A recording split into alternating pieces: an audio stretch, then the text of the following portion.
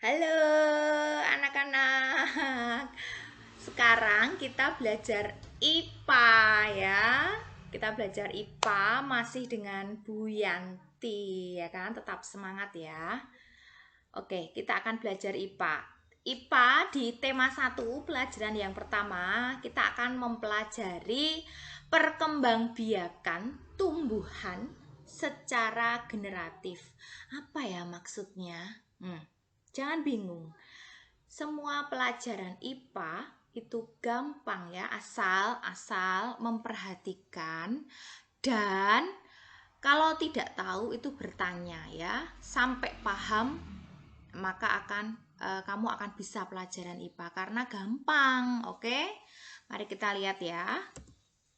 Nah, ini gampang banget ini. Makhluk hidup itu kan jelas ya, ada 3 ya kan. Ada manusia. Manusia itu Bu Yanti, kamu, ayah, ibu, kakak, adik, om, tante itu kan semua manusia ya kan. Nah, contoh yang makhluk hidup yang lain adalah hewan. Hewan itu ya ada singa, harimau, panda, gajah, ayam, penguin dan lain sebagainya. Kamu udah pinter-pinter pokoknya ini.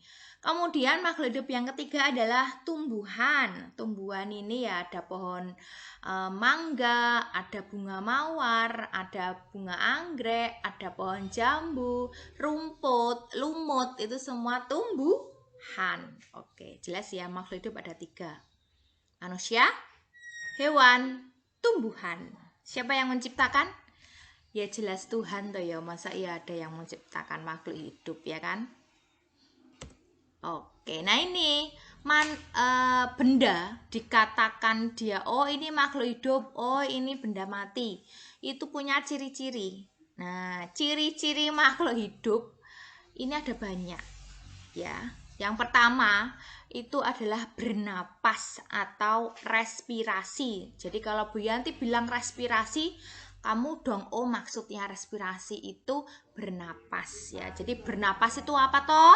Bernapas itu mengambil oksigen, udara bersih dari udara yang bebas ini dimasukkan ke dalam tubuh kita lewat apa? Ya lewat hidung, lewat tenggorokan, lalu masuk ke bronkus, bronkeolus, lalu di alveolus. Di alveolus terjadi pertukaran gas dari oksigen menjadi karbon dioksida kan, kemudian dikeluarkan oleh tubuh kita.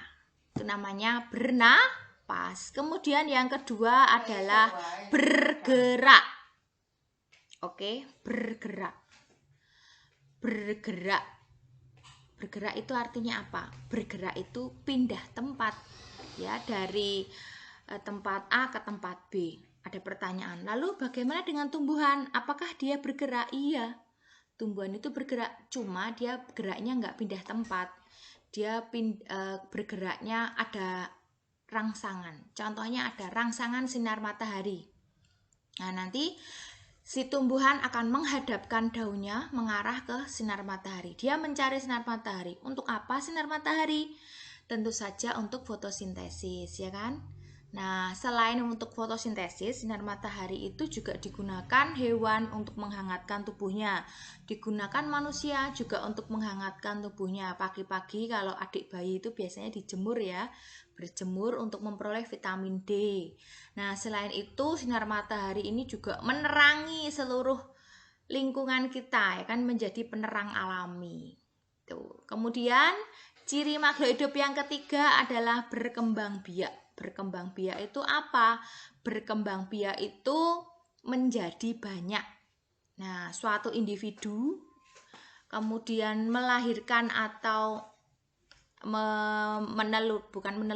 melahirkan atau menelurkan suatu individu baru, karena kan hewan itu bisa melahirkan, bisa bertelur ya. Kalau bertelur nanti dia menetas. Nah, dia bisa melahirkan atau menetaskan individu baru.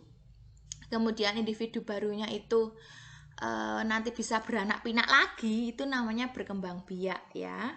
Contohnya Bu Yanti punya ayam 2, laki-laki dan perempuan.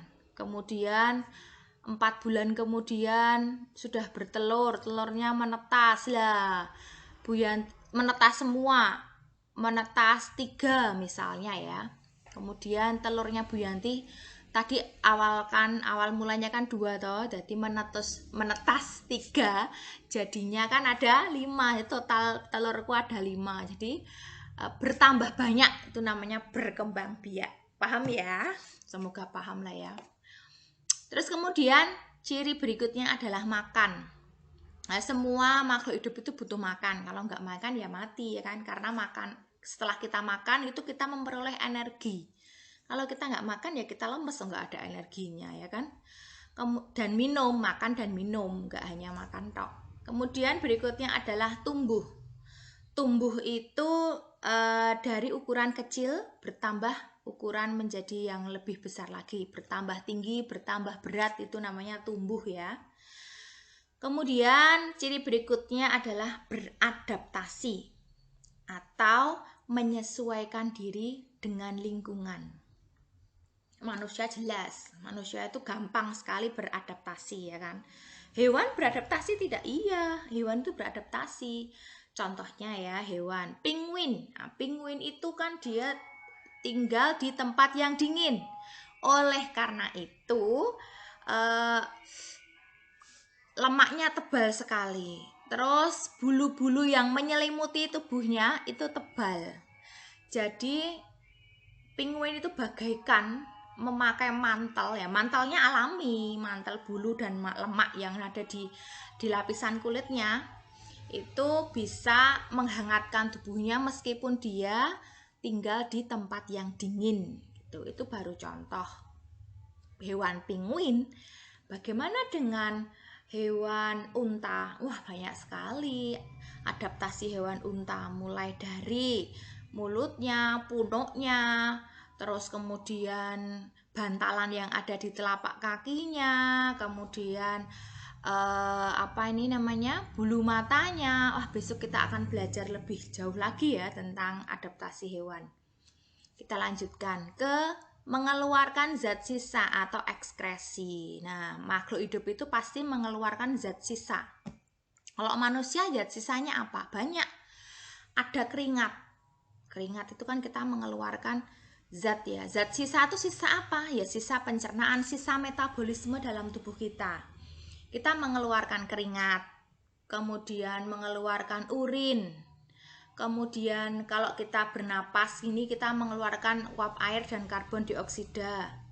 Kemudian kita juga mengeluarkan feses ketika kita buang air besar ya kan. Nah, kita itu juga melakukan ekskresi. Kenapa zat-zat sisa ini harus kita keluarkan dalam tubuh Bu Yanti? Kenapa nggak kita manfaatkan saja? Tidak bisa. Jawabannya tidak bisa, karena zat sisa yang kita keluarkan ini kan alami ya, alami kita mengeluarkan zat sisa.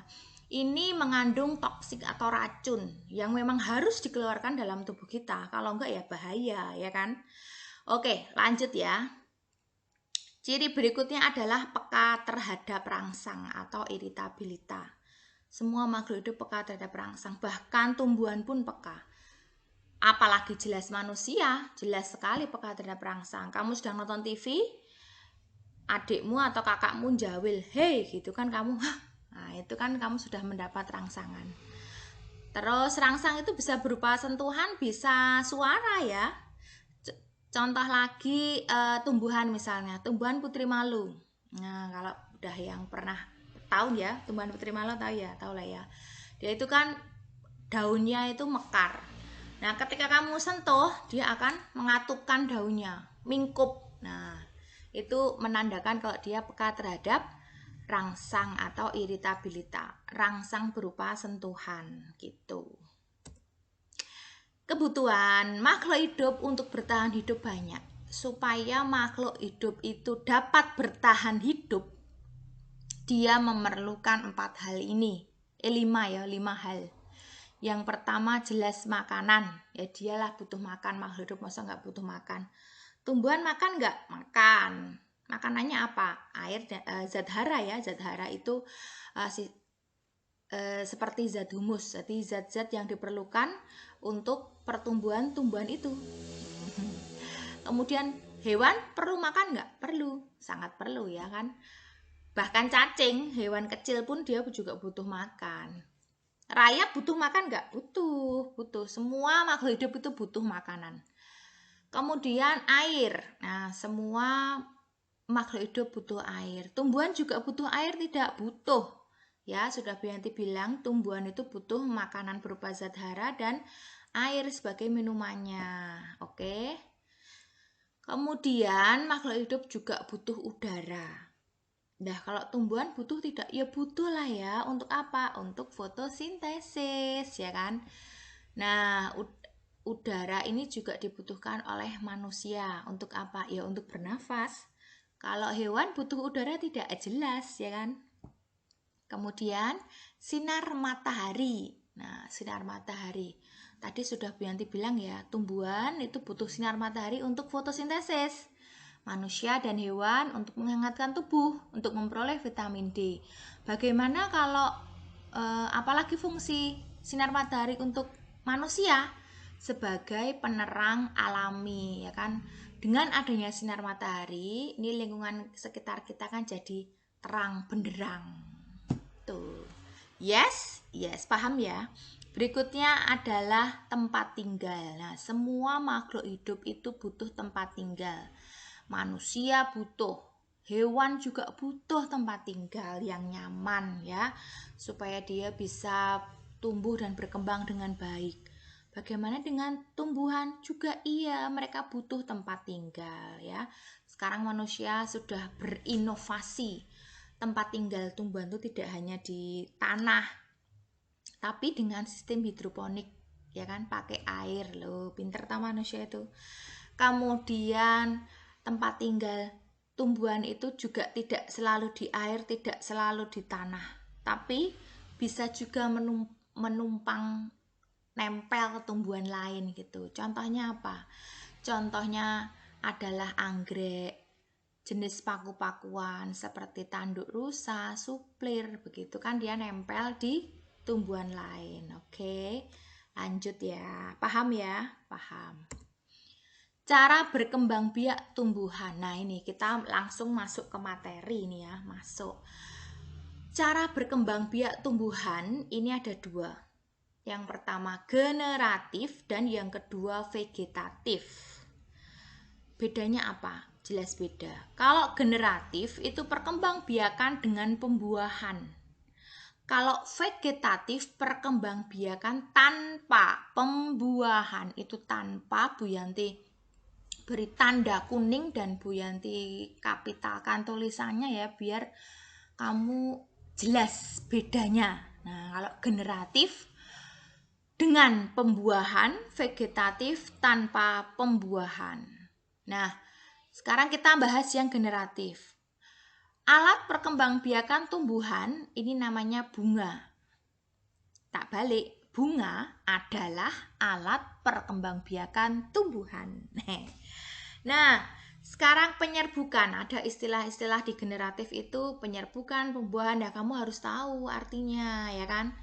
Kalau bunga tadi alat perkembangbiakan tumbuhan. Nah, sekarang penyerbukan itu menempelnya benang sari ke kepala putik.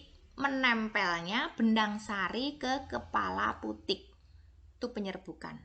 Sekarang pembuahan. Pembuahan itu apa? Meleburnya sel kelamin jantan dengan sel kelamin betina. Melebur menjadi satu. Itu namanya pembuahan. Oke, diingat-ingat ya, pembuahan. Lanjut, nah ini. Berdasarkan kelengkapannya, itu bunga ada dua. Yang pertama bunga lengkap dan bunga tidak lengkap. Kalau yang bunga lengkap ini maksudnya bagaimana? Maksudnya bunga yang mempunyai semua bagian bunga. Bagian bunga itu apa sih? Oh, ada mahkota bunga, ada benang sari, ada putik, ada kelopak bunga, ada dasar bunga, ada tangkai bunga. Itu namanya bagian-bagian bunga.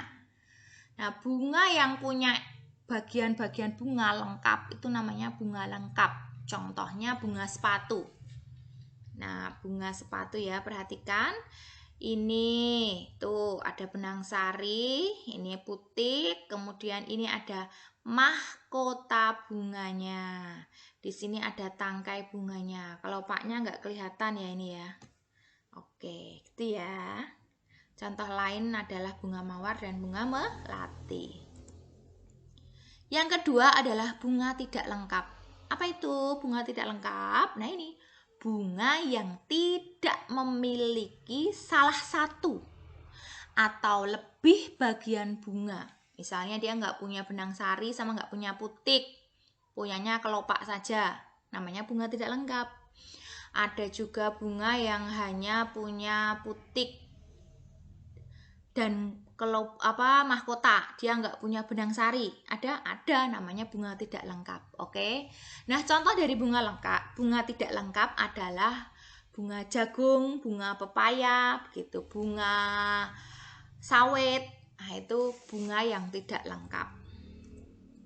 Nah ini perhatikan anak-anak, bagian-bagian bunga lengkap. Nah ini ya, ini adalah mahkota bunga yang berwarna pink, ini ya namanya mahkota bunga.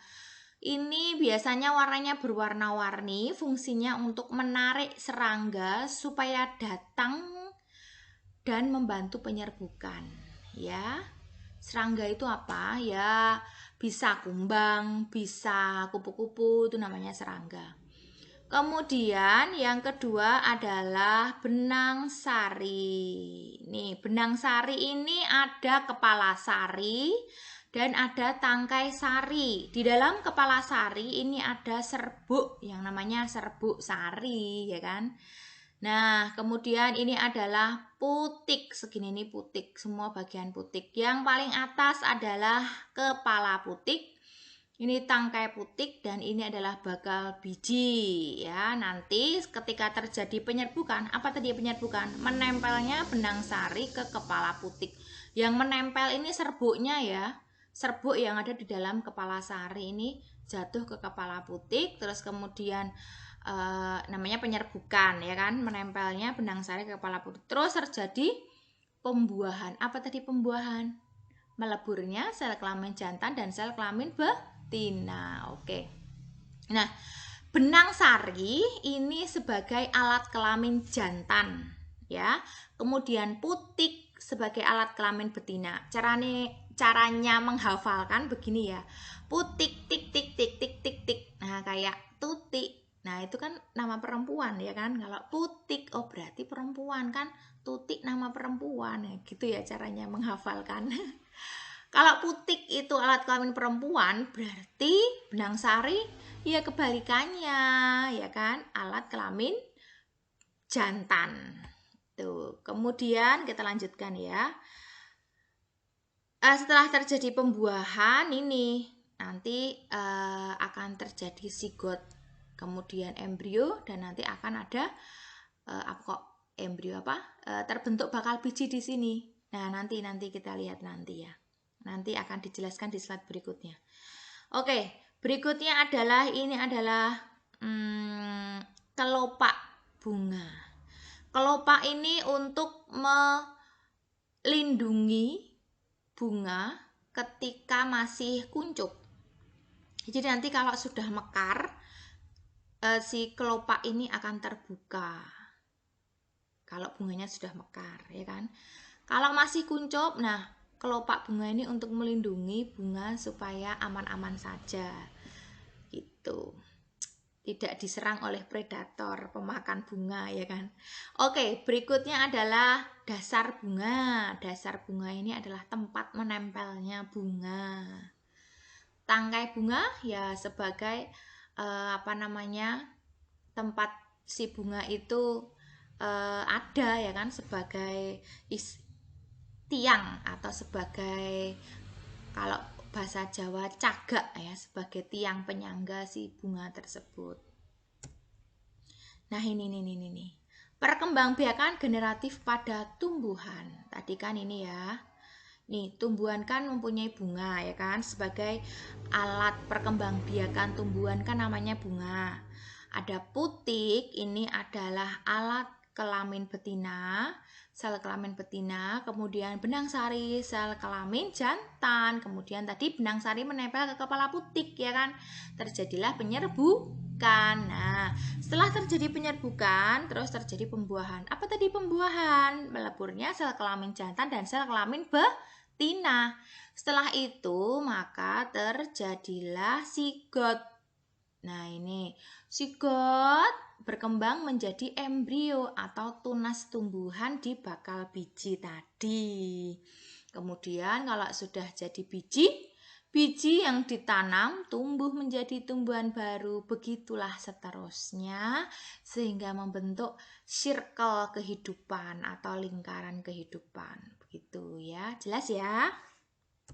Oke, nah sekarang kita belajar macam-macam penyerbukan. Ini sering keluar, jadi tolong dipelajari dengan betul-betul, dipahami ya. Yang pertama ada penyerbukan sendiri.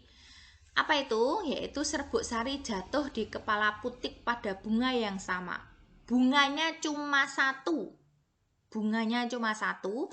Di dalam bunga itu terdapat benang sari dan terdapat putik. Nah, si benang sari atau serbuk sari itu jatuh ke kepala putik di dalam satu bunga itu. Itu namanya penyerbukan sendiri. Bunganya cuma satu ya, diingat-ingat. Kemudian penyerbukan tetangga. Nah ini, serbuk sari jatuh di kepala putik pada bunga yang masih satu tumbuhan. Nah ini, bunganya sudah beda tumbuhan. Beda bunga, masih satu tumbuhan ya. Jadi tuh lihat, tumbuhannya cuma satu, tapi bunganya ada dua. Nah, serbuk sari jatuh di kepala putik pada bunga yang masih satu tumbuhan. Coba perhatikan ya. Nih, ini adalah bunganya dan satu bunganya. Benang sari, serbuk sari jatuh di kepala putik pada bunga lain, tapi masih dalam satu tumbuhan. Oke, jelas ya. Namanya penyerbukan tetangga. Jadi serbuk sari jatuh pada kepala putik bunga tetangga. Tuh. Nah, ini penyerbukan silang. Nah, serbuk sari jatuh di kepala putik pada bunga lain yang sejenis, tapi berbeda tumbuhan. Nah, ini contohnya adalah misalnya bunga mawar. Ini sama-sama mawar. Contoh ya, ini bunga sepatu aja lah. Ini bunga sepatu A, ini bunga sepatu B. Udah beda nih tumbuhannya, ya kan? Bunga sepatu A, bunga sepatu B. Udah berbeda tumbuhan kan? Nah, serbuk sari pada bunga sepatu A ini menempel pada serbuk sari bunga sepatu B. Gitu. Udah beda tumbuhan, berbeda tumbuhan namun sejenis gitu ya. Oke, itu namanya penyerbukan silang. Lanjut, penyerbukan bastar. Serbuk sari jatuh di kepala putik pada bunga yang berasal dari tumbuhan yang berbeda varietas. Varietas itu jenis. Nah, ini anak-anak, ini sudah beda jenis ya. Perhatikan. Yang samping ini bunganya ini ya, benang sarinya menonjol, putiknya juga kelihatan. Yang satu benang sari dan putik nggak kelihatan, tapi mungkin ada kecil di situ ya. Kemudian kelopak bunganya juga bentuknya berbeda. Nah, itu berbeda jenis ya. Namun serbuk sari jatuh di kepala putik bunga yang berasal dari tumbuhan yang berbeda jenis itu tadi. Ini contohnya misal ya, Bu Yanti punya tumbuhan mangga. Mangga A ini adalah mangga yang besar namun kecut. Kemudian Bu Yanti punya mangga B. Mangga B ini adalah mangga yang kecil-kecil tapi rasanya manis. Nah, kan beda jenis nih. Yang satu mangga, misalnya mangga apa namanya, aroma manis tapi nggak manis ya, tapi cuma dia gede aja. Yang satu, yang tadi mangganya kecil-kecil itu mangga kayak semar tuh kecil-kecil yang kecut tuh loh. Tapi ini adalah jenis yang mangga B, ini adalah mangga yang manis-manis tapi dia kecil-kecil. Nah, ketika dibastarkan, jedet gitu, dijadikan serbuk sarinya, ditempelkan kepala putik pada mangga yang satunya tadi, maka akan terbentuk individu. Individunya itu pohon mangga yang buahnya besar dan manis. Nah, ini yang diharapkan dari pembastaran ini, penggabungan sifat-sifat baik dari induknya. Kita lanjutkan. Macam penyerbukan berdasarkan yang membantu. Nah, tumbuhan ini bisa melakukan penyerbukan, ini bisa melakukan penyerbukan sendiri, tapi dengan bantuan, tapi juga ada yang membantu. Lah yang membantu itu siapa? Macam-macam yang membantu ya. Contohnya ada yang membantu itu air.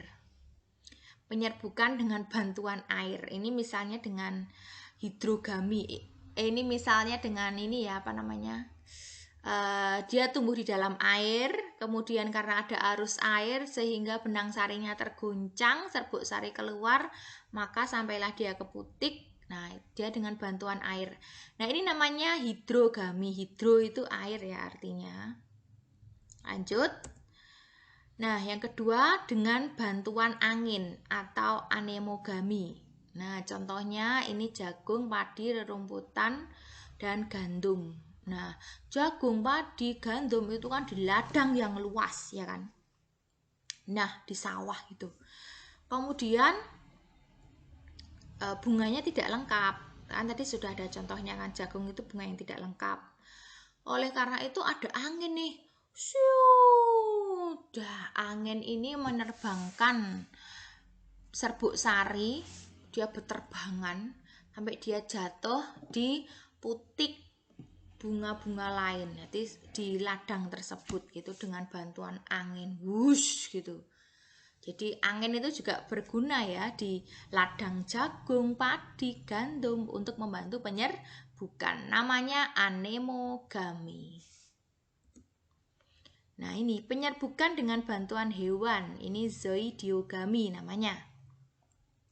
Contohnya bunga pepaya, bunga jambu, bunga mangga. Misalnya kalau dibantu hewan itu ya, hewannya bisa apa? Hewannya contohnya itu serangga. Serangga itu bisa semut, bisa kupu-kupu, bisa kumbang, bisa juga apa? Capung. Nah, karena kan semua serangga ini suka sama yang pink-pink, warna mencolok-mencolok, merah-merah gitu ya. Yang menarik perhatian si serangga ini ya mahkota bunga yang tadi warnanya macam-macam itu.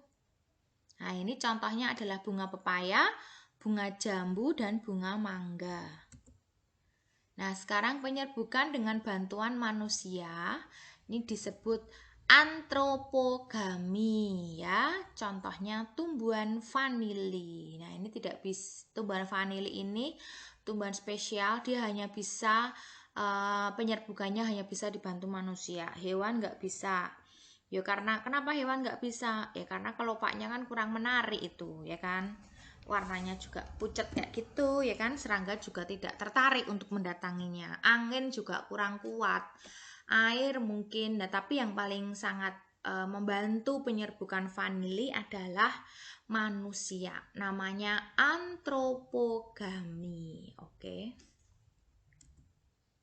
Thank you, sudah selesai anak-anak. Terima kasih telah mendengarkan penjelasan Bu Yanti di IPA tema 1 pembelajaran 1. Kalau belum paham ya, masih bingung, tolong diulangi lagi dari depan. Tapi kalau sudah paham ya, terima kasih. Berarti kamu benar-benar betul-betul sungguh-sungguh memperhatikan. Oke, terima kasih. Sampai jumpa di pelajaran berikutnya. Dadah.